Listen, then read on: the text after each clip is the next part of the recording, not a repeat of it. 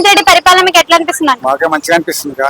అంటే ఏం నచ్చింది మీకు పరిపాలన? పరిపాలన అంటే వాళ్ళను అందరూ వాళ్ళు ఉన్నారు కాబట్టి వాళ్ళని తీసేసి వీళ్ళు ఎక్కినది బాగా అనిపిస్తుంది. వీళ్ళే చాలా బాగా అనిపిస్తుంది. వాళ్ళు అప్పులు చేసి అది చేసిన దానికన్నా ఇదే బాగా అనిపిస్తుంది. అంటే ఇప్పుడు ఫ్రీ బస్ ఇవ్వాలన్నా గానీ బయట ఎవరు మమ్మల్ని నమ్ముతలేరు, బయట నుంచి తెచ్చి పెట్టడానికి అని కూడా అంటుండు. మరి ఎట్లా వస్తాయి అంటారు బయట నుంచి పెట్టుబడులు? ఆయన చేస్తాడు, బాకీలు చేస్తాడు, ఇంతకెళ్ళి పెడతాడా? ఫ్రీ బస్ గురించి అంటున్నాడు కదా, నన్ను ఎవరు నమ్మట్లేదు, మీరు అర్థం చేసుకుని ఉన్న బడ్జెట్ సర్దుకుందాం అని అంటున్నాడు కదా. అర్థం చేసుకుంటా అంటే వాళ్ళు చేసుకున్నా కానీ ఎట్లయినా ఆయన చేసేది. ఆయన అప్పుడు బాగా వాళ్ళు అప్పులు చేసి అది చేసి ఒకటే కుటుంబంలో అందరూ చేసి వాళ్ళకందరికి డిస్కచ్చిపోయింది దేశానికి. ఇప్పుడు ఈయన వచ్చి చేసినా కానీ భయం ఉంటది. ఆయన వచ్చి చేసినా కానీ ఏదైనా అమ్మాయినే పెడతాడు, ఈయన కూడా ఏదైనా అమ్మాయినే పెడతాడు. ఈయన ఇతకలు పెడతాడు, ఆయన ఇతకలు పెట్టాడు.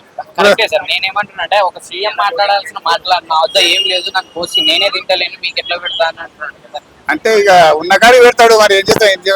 ఆయన కూడా ఏం చేయడు, ఈయన ఏం చేయడు. మరి ఆర్టీసీ సమ్మె స్టార్ట్ అవుతుంది, మరి ఏం సంగతి? ఆయన బస్సులు పెట్టిండు, వాళ్ళకు వచ్చిన కాడికి వాళ్ళకు అవిటిగా అవుతున్నాయి. అవి కూడా ఆయన ఏం చేస్తాడు చెప్పండి. అసలు చాలా మంది ఎంప్లాయీస్ కి డిఏలు అని ఆపేసిండు అని చెప్తున్నారు. వాళ్ళు కూడా జూన్ 9 నుంచి స్టార్ట్ చేద్దాం ఇస్తుండ్రు కదా, అన్ని కొన్ని ఇచ్చేస్తుండు కదా. ఆ పని అయితే ఆపుతలేడు, జీతాలు అయినా ఆపుతలేడు కదా, చేస్తుండు. ఇంట్రెస్టే నేను 6,000 కోట్లు కడుతున్నా. 6,000 కోట్లు ఏమో డిఎఫ్లు అండ్ శాలరీలకు సరిపోతున్నాయి. ఇంకా నాకు పుట్టట్లేదు, నన్ను అర్థం చేసుకోండి అని అంటున్నాడు. ఎంతవరకు కరెక్ట్? అర్థం చేసుకోవాలంటే వాళ్ళు చేసిన బాకీలు కట్టడానికే బాగా అవుతున్నాయి. వీళ్ళకు ఇవన్నీ ఇచ్చుడు అవన్నీ అవుతున్నాయి. చేస్తుండు కదా, చేస్తుండు. ఏదో ఆయన నడిపిన రోజు చేస్తుండు. ఏం చేస్తాడు చెప్పు.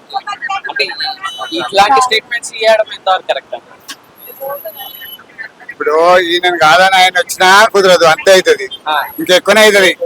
ఈయనన్నా కొంచెము ఎక్కువ ఇట్లా చేసిరు కాబట్టి సంలాస్తుంటాడు. ఆయన సంలాస్తలేడు. ఆయన వచ్చిందంటో ఇంకా ఎక్కువ అయిపోతుంది, ఇంకా ఎక్కువ అయిపోతుంది.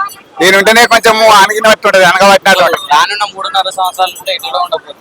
ఉంటాను. ఈయననే ఉంటారు 3.5 సంవత్సరాలు, ఇంకా 10 సంవత్సరాలు ఉంటారు.